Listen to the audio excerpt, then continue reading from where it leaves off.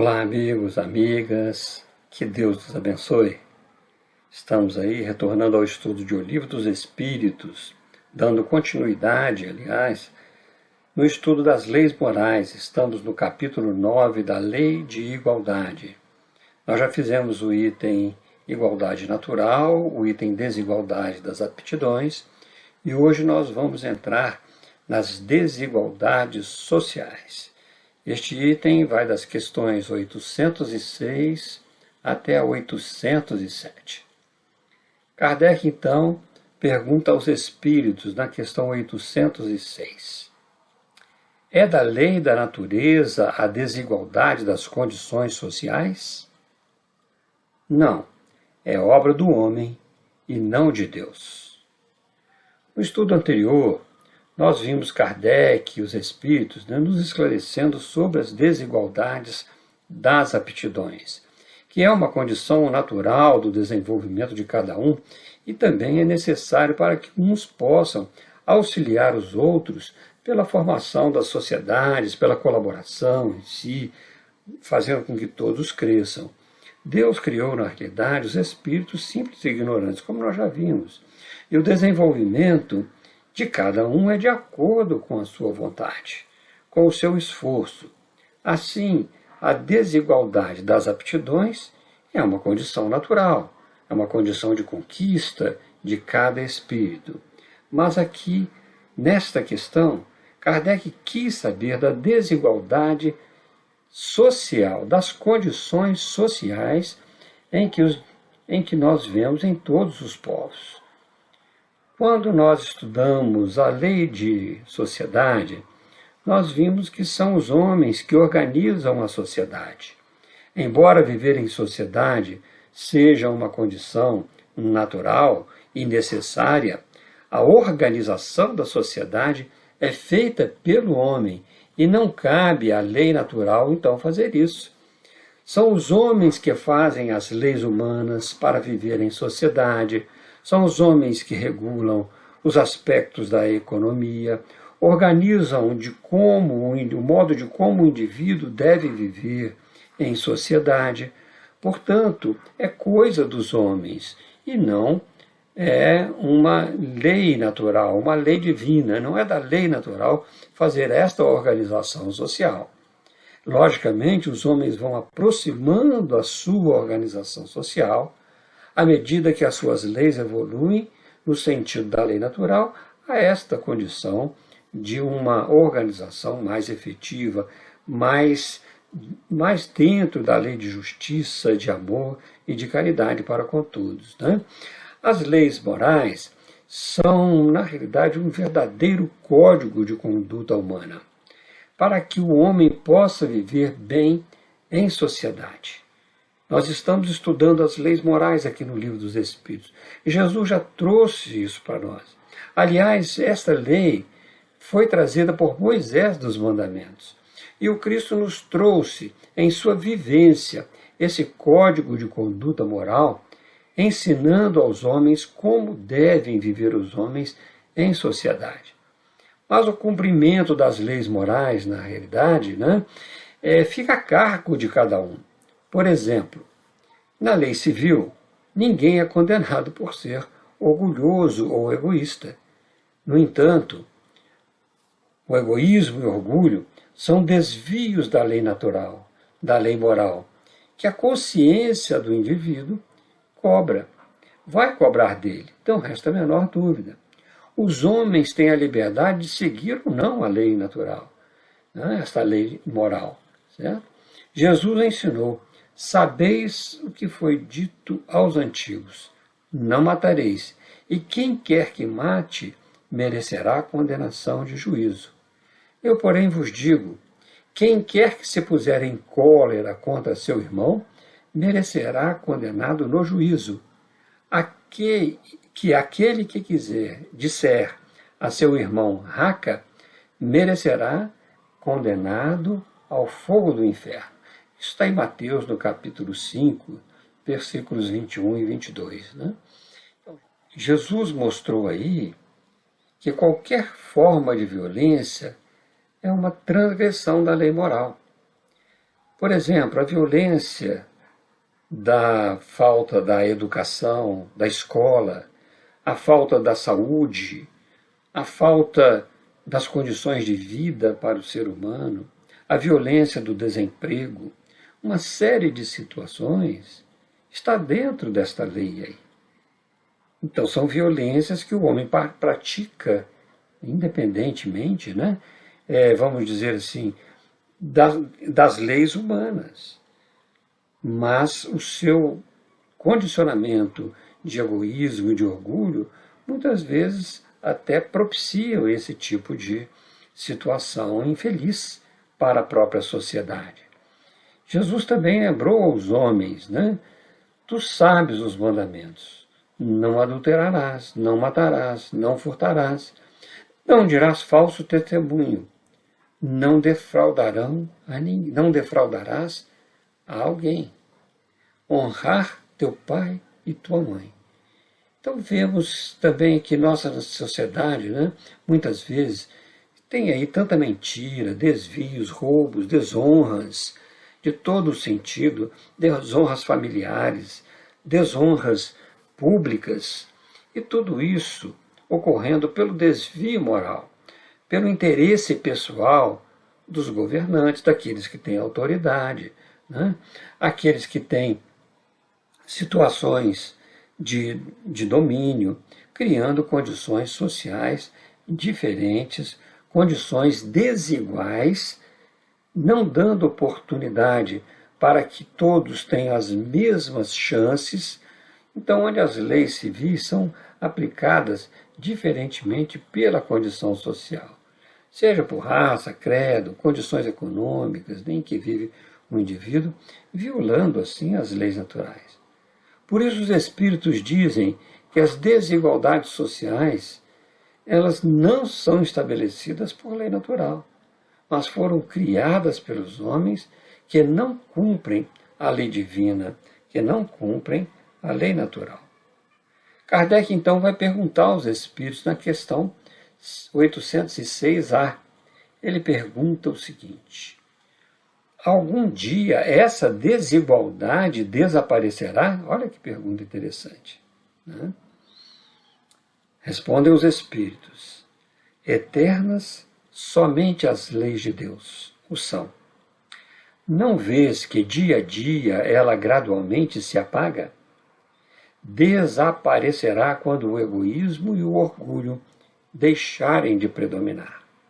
Restará apenas a desigualdade do merecimento.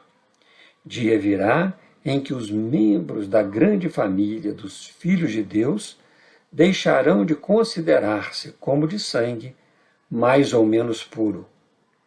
Só o espírito é mais ou menos puro, e isso não depende da posição social. Então, aqui os espíritos respondem com clareza que a desigualdade das condições sociais desaparecerá, pois são condições estabelecidas pelo homem, e não por Deus, e não por uma lei natural. Nós precisamos entender que a desigualdade social não é a mesma coisa de que a desigualdade das riquezas. Nós vamos estudar depois a desigualdade das riquezas.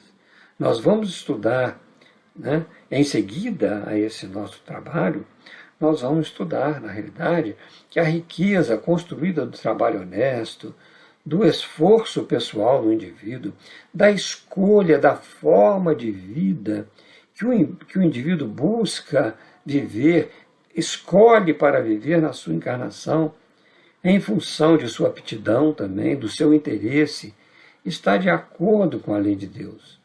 É fruto do merecimento e, como dissemos, da escolha da forma de vida que o indivíduo quer viver. Ele tem o livre-arbítrio de escolher esta ou aquela forma de vida. Vamos ver que Jesus escolheu uma forma de vida simples, nascendo numa manjedoura, né? Então ele escolheu aquela forma de vida, mas ele é um espírito puro. Então ele poderia escolher qualquer forma de vida, mas ele escolheu a simplicidade para dar o exemplo exatamente disso, que não importa a condição social do indivíduo, importa aquilo que ele é, que tipo de espírito é. E não havendo um dia mais orgulho e egoísmo em nossa sociedade, onde não predominará o orgulho, muitas vezes, né? E o egoísmo na sociedade, não haverá desigualdade social. Não mais uma classe vai predominar sobre outra. Né? Seja por todas as condições, de raça, de cor, de crença, de condições diferenciadas, de cultura, de riqueza. Não haverá privilégios para ninguém. Todos são filhos de Deus. Né? Não há por que ter privilégios para esse ou para aquele grupo ou o indivíduo, né? Mesmo que ele ocupe cargo, profissão, não haverá privilégios, porque perante Deus somos todos iguais. E como as leis vão chegando próximas às leis morais, cada vez mais, nós vamos também melhorando essas condições e evitando esta diferença social, de classes sociais. Todos terão os mesmos direitos e deveres na sociedade. Terão como desempenhar as suas funções de acordo com as suas aptidões, porque aí não haverá egoísmo, gente. É uma colaboração de uns para com os outros, no sentido de serem sempre úteis à sociedade, percebendo que todos têm os mesmos direitos e deveres perante a lei divina, a lei natural. Então, os Espíritos complementam a resposta, que com esta frase, olha só, vamos repetir a frase: dia virá em que os membros da grande família dos filhos de Deus deixarão de considerar-se como de sangue, mais ou menos puro. Só o Espírito é mais ou menos puro, e isso não depende da posição social. Então vamos recordar este exemplo do Cristo. Ele escolheu uma profissão simples, uma vida simples desde o nascimento, né? Sem riqueza, mas com a sua habilidade, com a sua capacidade, com as suas conquistas espirituais, de modo que ele pudesse ensinar a ser útil à sociedade de todas as formas. Trouxe a lei maravilhosa que é a lei do amor, porque foi a sua contribuição para melhorar os homens, para melhorar as sociedades. Então o Espírito é puro e não a condição de encarnação, porque foi escolha, e é para isso mesmo que ele veio ensinar. Nós vamos descobrir um dia, né, que a verdadeira família, esses filhos de Deus, como os Espíritos dizem, é a família que Jesus ensinou. Porque ele diz o seguinte: porque qualquer que fizer a vontade de meu Pai que está nos céus, este é meu irmão, e irmã, e mãe. Então ele vai nos mostrar que a verdadeira fraternidade independe de clã, de partido, de raça, de descendência, ou de posição social, de riqueza, mas sim da pureza de espírito que resulta na desigualdade do merecimento pelo esforço próprio alcançado, sem que implique em desigualdade social. Isso nós podemos começar no lar. Com esta colaboração, vivermos um sentimento fraterno entre nós, trabalhar essas questões da fraternidade universal com mais tranquilidade. Modificar o nosso comportamento, muitas vezes autoritário, mandão, porque estamos ocupando um cargo de pai, de avô, de mãe. Estamos ocupando, isso daqui é temporário, é nesse período encarnatório. Então nós temos que fazer com isto que nós estamos ocupando, com estes cargos, dentro da nossa condição de sociedade pequena, que é a célula do lar, nós temos que fazer com que esta célula do lar seja este organismo vivo do cristianismo, onde há fraternidade, onde nós vamos fazer a vontade do Pai, como Jesus ensinou. Então, meus amigos, Kardec deixa claro para nós, né, que essas desigualdades são coisas dos homens, mas ela vai desaparecer. Não por reformas externas, mas por crescimento espiritual de cada um de nós. Kardec continua, então, na questão 807. Que se deve pensar dos que abusam da superioridade das suas posições sociais para, em proveito próprio, oprimir os fracos? Merecem anátema. Ai deles! Serão a seu turno oprimidos. Renascerão numa existência em que terão de sofrer tudo o que tiverem feito sofrer aos outros. Então, aqui Kardec, os Espíritos deixam claro para nós que aqueles que se desviaram da lei divina, esta lei que está escrita na consciência, sofrem as consequências desse desvio, a fim de que possam, através dos renascimentos, se depurarem. Fazem aqui também um alerta para os que ocupam posições sociais com uma certa autoridade, que se utilizam dessa posição para oprimir os fracos em seu proveito próprio, deixando que o vício do egoísmo lhes tome a alma. Esquecem-se que todos estamos aqui para sermos úteis uns aos outros, úteis à sociedade, seja dentro do lar, seja na sociedade produtiva, seja em situação de cargos públicos ou privados. O lema deve ser servir, como nos lembra Jesus. Bem como o Filho do Homem não veio para ser servido, mas para servir, e para dar a sua vida em resgate de muitos. Olha que frase que Jesus nos trouxe, ensinando que esse nosso trabalho constante de serviço uns aos outros, de aprimorando-nos através da utilidade que temos, e nós vamos também ter a utilidade de outros, crescendo iguais, crescendo em conjunto, em colaboração e jamais em competição. Cada um deve servir então ao outro de acordo com as suas habilidades, com a sua capacidade. Esta é a lei. Se nós temos habilidades, vamos colocá-la para funcionar. É o talento nosso que devemos multiplicar. Usar de suas posições para oprimir os fracos, os incapazes, ao invés de ajudar a estes necessitados ou auxiliar no seu crescimento intelecto-moral, nas suas necessidades físicas, seja de alimentação, de saúde, os que fazem isso naturalmente terão que responder, pois serão responsáveis perante a lei de Deus, conforme os Espíritos nos disseram. Merecem anátema, não da nossa parte, mas da própria lei que está na consciência. Eles fazem por merecer. Todos devem respeitar a lei maior, que é a lei de justiça, de amor e de caridade, que é uma síntese de todas as leis morais.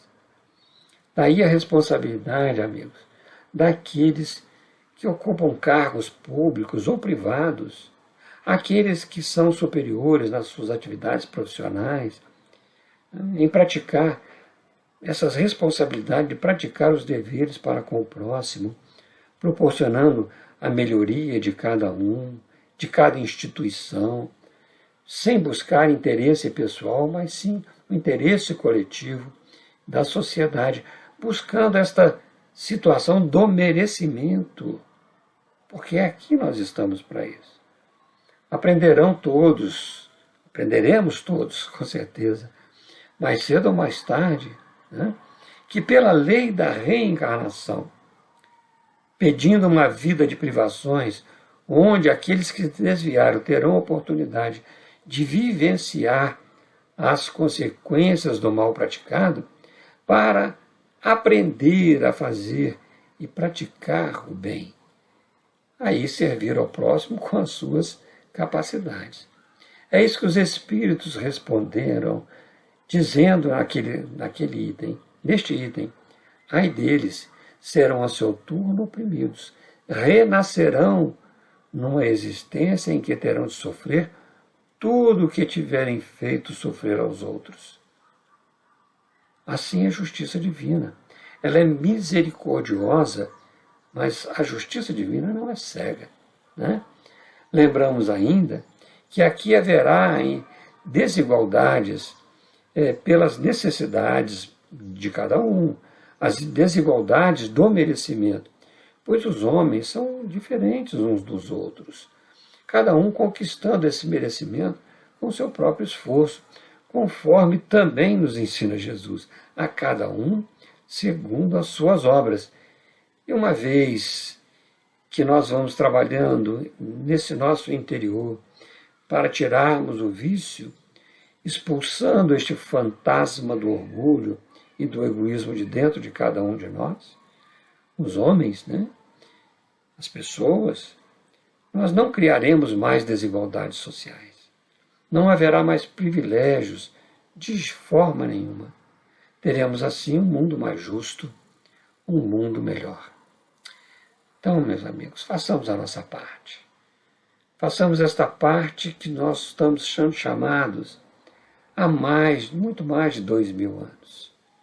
Nós estamos sendo chamados pela lei moral que Moisés apresentou nos 10 mandamentos, que Jesus acrescentou para nós na sua vivência aqui na Terra, e que o Espiritismo está abrindo para nós esta condição de entendê-la mais. Nós vamos ficando por aqui. Nosso próximo vídeo nós daremos continuidade ao estudo tratando do item desigualdade das riquezas. Então, que Deus nos abençoe, muita paz e até mais.